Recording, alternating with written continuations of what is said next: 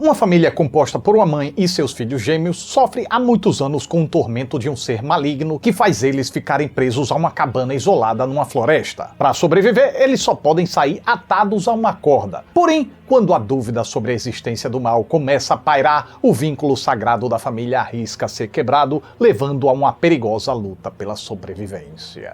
Olá, não soltadores, olá, não soltadoras, eu sou Otávio Gá, este é o Super 8. E hoje, ainda na rebarba do clima de Halloween, temos mais um filme de terror que estreou nessa leva de outubro, que parece ter dividido geral, tanto a crítica quanto o público, mas se a gente olhar direitinho, com carinho, pode ser que encontre alguns valores escondidos. Agora, se você olhar para minha cabeça, não deve ter dificuldade para encontrar minha calvície avançando rapaziada. Eu já venho notando um avanço há alguns anos, mas vim aplicando a técnica de pedir emprestado, sabe como é? Você deixa crescer um pouquinho mais acima, você puxa aqui, tampa aqui, a calvície parece que não existe mais, existe. Bate aquele vento, ó, já mostra logo. Só que tá cada vez mais difícil de esconder e agora com o cabelo curtinho ficou bem perceptível o quanto tá bem ralinho aqui nas entradas, tá vendo? Por isso, finalmente eu comecei o tratamento pra calvície com a manual. Tenho certeza de que pelo menos metade dos homens que estão me ouvindo aqui deve sofrer com a carequice, né? Pois, meus compadres, nunca é tarde pra começar o tratamento e, na verdade, é melhor se prevenir o quanto antes, enquanto os folículos borocochôs ainda estão vivos. Porque, assim, o tratamento da manual não é milagre, não é fórmula mágica, não é feitiçaria. A manual trabalha com medicamentos reais e prescritos por médicos especialistas, e o que dá ainda mais credibilidade é que você não vai comprar o medicamento lá de qualquer forma. Não, até porque cada um tem um tipo de calvície, cada organismo é diferente. Então, chegando lá, eu preenchi um questionário, tirei fotos e depois o meu caso foi avaliado por um especialista. Então, eu recebi o meu kit personalizado com frete grátis aqui em casa. E eu ainda tenho um acompanhamento clínico para me ajudar com qualquer dúvida. Daí, daqui a uns 4 meses, eu já devo começar a anotar os resultados. Eu vou poder ter os meus fiapinhos de volta para não ficar pedindo emprestado tanto. Então, rapaziada, para parar de perder os seus preciosos fios desde já, se liga no meu cupom de Hair Friday que te dá um combão de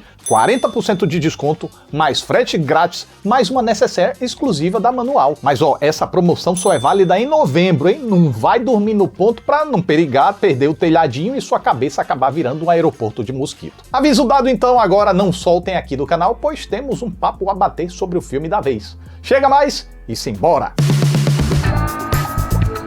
Quando te pergunta se você é pai dos seus sobrinhos, basta dizer, não, sou tio. E quando o arroz passa tempo demais na panela, ele fica, não sou tim? Esse é o filme sobre alguém sofrendo de gases no elevador? Tudo isso e muito mais agora. Não Solte é o 10º longa-metragem do francês Alexandre Aja, que pode não ser um dos mais reconhecidos diretores de suspense e terror, ou que talvez falte em sua filmografia aquela obra que realmente impactou geral de jeito. Mas, se a gente der uma olhadinha com carinho nos filmes do homem, é bem provável que ache umas coisas bacanas, viu? Eu mesmo dificilmente desgosto do que ele dirige e costumeiramente até chego a gostar bastante. Por isso, prontamente me interessei quando descobri que esse Não Solte tinha a mão do cara, mesmo que houvesse uma repercussão desanimadora rondando o projeto. Para minha felicidade, Aja não só continuou mantendo o saldo positivo, como apresentou o que eu considero uma das obras mais bacanas de sua carreira. Mas enfim, não vou acelerar as coisas não. Vamos começar pelo princípio. A premissa de uma mãe e 2 filhos não podendo sair de uma cabana isolada sem estarem amarrados me encasquetou. Mas ao mesmo tempo eu desconfiei se os roteiristas conseguiriam extrair seiva de um ponto de partida tão simples e autolimitante. Desconfiança à toa, porque eles conseguiram sim. O que tinha tudo para cair numa marasmo e na repetição foi pro lado contrário e deu origem a uma narrativa satisfatoriamente engrenada, com fôlego e um senso de progressão envolvente. Assim como A Vila e Batem a Porta, 2 filmes que também se passam numa floresta isolada, a trama é abastecida por um mistério que prende os protagonistas ali. Um mistério que pode ser sobrenatural ou uma completa balela fruto de má fé ou doença mental. E, acertadamente, o filme não vende fácil essa resposta para se alimentar muito bem da dúvida, apresentando indícios ora pra lá, ora pra cá, ora pra lá, ora pra cá, enquanto nos carrega através dessa intercalação engajante entre acreditar no sobrenatural e não acreditar. Além de que essa dúvida move as ações dos personagens e mantém a catraca da trama sempre girando, pois se no paradigma inicial basta acreditarem na ameaça sobrenatural para sobreviverem, que tá tudo certo, não vão sair dali, mas vamos sobreviver, tranquilo, é quando circunstâncias dificultadoras são incrementadas na parada que desafiar tal crença não apenas se torna um pensamento natural, como talvez seja até essencial essencial para a sobrevivência, o que gera uma intriga da hora que leva a uma tensão de ruptura iminente. E mesmo que não solte, não traga momentos de alta intensidade o tempo todo, pelo menos não na primeira metade, o constante sentimento de vai dar merda me pareceu muito suficiente para me segurar. Assim como, claro, a dúvida me fez concentrar meus sentidos profundamente para tentar pescar alguma pista a mais, além das evidentes, e conseguir matar a charada. Eu não consegui, até de fato o filme revelar, pois ele segue balançando para lá e para cá o tempo todo até os minutos finais. Mas isso tá longe de ter sido frustrante. Pelo contrário, muito me agradou que a obra realmente tenha conseguido segurar as duas possibilidades vivas, tipo o experimento mental do gato de Schrödinger, sabe, em que o gato tá vivo e morto até que se abra a caixa. E isso acontecia até mesmo quando a narrativa ia acrescentando ingredientes extras na parada. No entanto, foi apenas quando o filme se encerra de fato que eu fiquei com a sensação de que a ambiguidade passou da validade e azedou. Não que um filme terminando de forma ambígua fosse um problema, pois quando bem feita, a ambiguidade pode deixar a gente preso a um filme por mais tempo depois que ele acaba. O problema pra mim, naquela hora, era que tal ambiguidade não seria genuína, já que a obra não teria permitido as duas possibilidades coexistirem, mentira e verdade, mas feito uma anular a outra e vice-versa e versa-vice. Logo, eu fiquei com o sentimento de ter meu investimento emocional trapaceado, pois me pareceu que o filme queria ficar em cima do muro para que cada um interpretasse o que acharia melhor e assim a obra não se comprometeria com ninguém. Mas, depois que eu refleti um tiquinho melhor, eu percebi que eu estava enganado. E vou já falar disso numa parte com spoilers. Por enquanto, basta dizer que mesmo eu tendo imaginado um problema na conclusão, o filme não havia sido em vão para mim, já que eu costumo valorizar o conjunto geral e os sentimentos que me foram despertados durante todo o trajeto. E nesse sentido, não dava para desconsiderar tudo o que eu já falei, além de que também a construção de ambiência foi muito eficiente. Além de certos elementos de terror circundando os personagens para sempre estar incomodando com uma lembrança da possibilidade de um mal invisível, há também um mal muito visível, a falta de recursos da floresta. A fotografia, inclusive, aproveita muito bem a monotonia de cores e a luz restrita na floresta para comunicar uma sensação de prisão ainda maior para os protagonistas. Os planos escolhidos geralmente mostram uma mata fechada, com poucos caminhos a se percorrer, com pouca iluminação chegando, assim como a fotografia também sempre se mantém atenta às cordas presas dando voltas nos troncos, o que dificulta ainda mais uma ida além dos personagens, ressaltando assim o tremendo incômodo das pelejas do trio. E falando nele, é sobretudo sobre seus dramas que Não Solte realmente me conquistou. Para dar conta a isso, Halle Berry traz aquela convicção de hábito que costuma invocar até mesmo quando participa de projetos mais contestáveis. E sua interpretação carrega um pesar tão forte que, estando ela certa ou não sobre a existência dos perigos sobrenaturais, não fica dúvida de que a personagem acredita muito no que está falando. E por mais que haja uma casca grossa para não deixar transparecer e preocupar os filhos além da conta, ela ainda assim demonstra sofrer e penar de verdade por trás dessa casca, sabe, ali no íntimo. E se trata os meninos com extremo rigor é porque tem convicção de que a vida deles depende das regras serem seguidas. E igualmente exitoso, a gente tem um bacurim Anthony B. Jenkins que apresenta uma interpretação admirável para ilustrar sua devoção e fidelidade às ideias da mãe, sugerindo que isso faria dele o filho preferido, o que serve para despertar uma pimentinha a mais na intriga. Agora, quem eu acho que brilha de verdade nessa bagaça é o molequinho Percy Deggs IV. Interpretações mirins tendem a ficar mais na superfície, simulando emoções através de caras e bocas. Porém, a performance do Percy Deggs IV é rica como se um adulto experiente ele fosse. Seu semblante é muito claro e decidido para transmitir aquilo que seu personagem estaria sentindo, porque ele não imita medo ou preocupação, ele demonstra realmente sentir o negócio ali vindo do âmago. A cena que envolve o doguinho é uma coisa de deixar a gente boquiaberto com a desenvoltura desse guri. E claro, tendo uma emoção genuína desse jeito, isso acaba sendo muito útil para catapultar os perrengues e intrigas da família. E muito me agradou notar como a narrativa estava meio que escondendo a capacidade interpretativa do menino para não adiantar demais sobre a função dele na trama. Não que ele tivesse mal para até se revelar por completo, mas é que o filme foi deixando ele ali, meio que em banho-maria, servindo ao que era exigido, contribuindo nas devidas interações, mas deixando seu potencial mesmo em stand-by. E aí, quando o filme precisou, o talento do pequeno brotou com tudo e a sequência de cenas comunicou o que precisava e emocionou do jeito que pretendia, com uma intensidade admirável. Sabe aquela tal intensidade que eu falei que não tem tanto na primeira metade?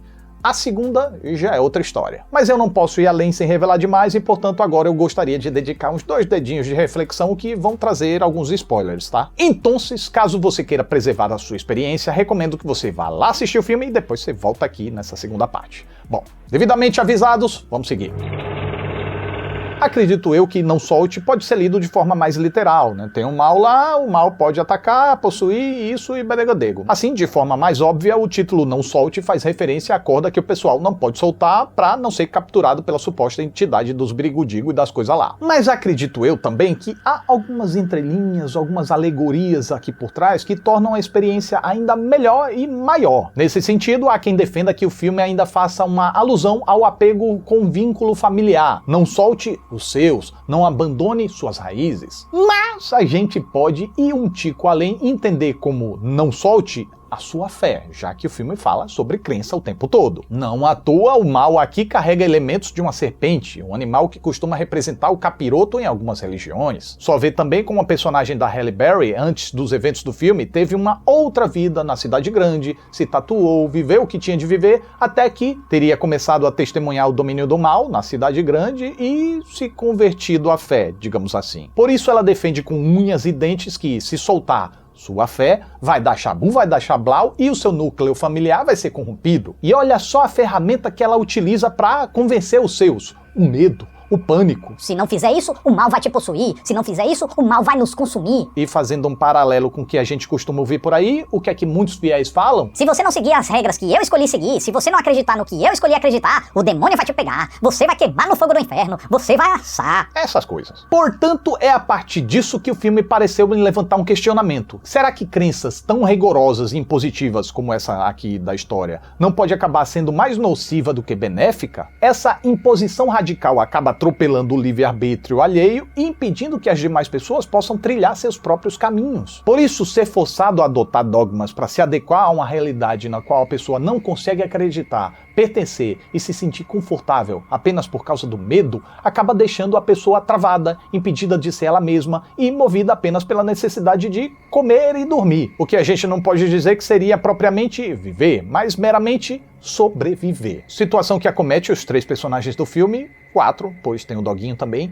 mas sobretudo o Nolan, que sente o ímpeto de duvidar, de questionar, embora seja constantemente desencorajado pelo pânico da mãe e do irmão. E eis que então o filme chega ao final com os meninos sendo resgatados e mostrando que a sociedade continua sim existindo de forma bem produtiva. É só ver como no final os paramédicos são pessoas normais, bem diferente do que a mãe falava. Logo isso comprova que a crença dela não é verdadeira, ela só estava vendendo uma fantasia, certo? É o que a gente acha a princípio, mas então vem uma cena final mostrando a foto do Samuel com uma mão de uma criatura no ombro, representando que ele agora estaria sim tocado e guiado pelo mal que de fato existia. E foi nessa hora que eu pensei: peraí, o filme tá jogando pros dois lados? Ele quer dizer que o mal é mentira e verdade ao mesmo tempo pra não ter que tomar partido? Sim, porque não teria como as duas respostas coexistirem. Pensei. E esse foi o meu erro que eu só percebi ao escrever esse texto. Acontece, gente, que o mal existe sim, só não da forma como a mãe prega. O que o filme questiona não é a fé, não é a crença, mas o radicalismo baseado em interpretações de crenças que faz pessoas boas tomarem atitudes más. O radicalismo de impor dogmas, comportamentos, atitudes de forma agressiva, desrespeitosa e tornar quem não segue um excluído, oprimido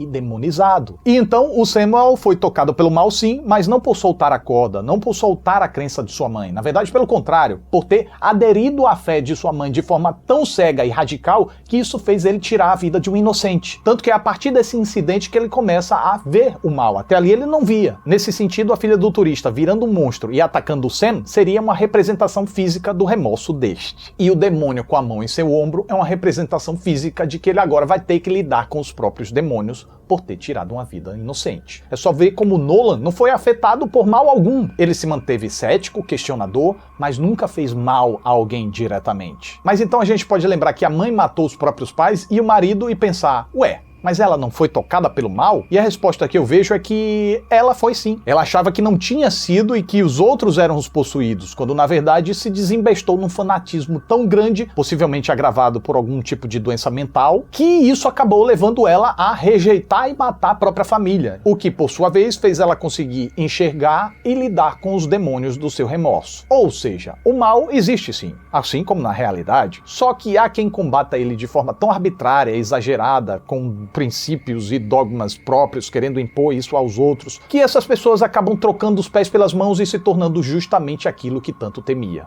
o mal. Reflexão charmosa, gostosa e cheirosa que me fez gostar um pouquinho mais desse Não Solte, que tem um trajeto muito do bem trabalhado, e ao chegar na conclusão, apesar de parecer se perder entre a alegoria e a literalidade, na verdade havia emendado direitinho tudo o que queria dizer e eu só não fui capaz de perceber na hora. Felizmente, eu consegui perceber antes de bater esse papinho aqui com vocês.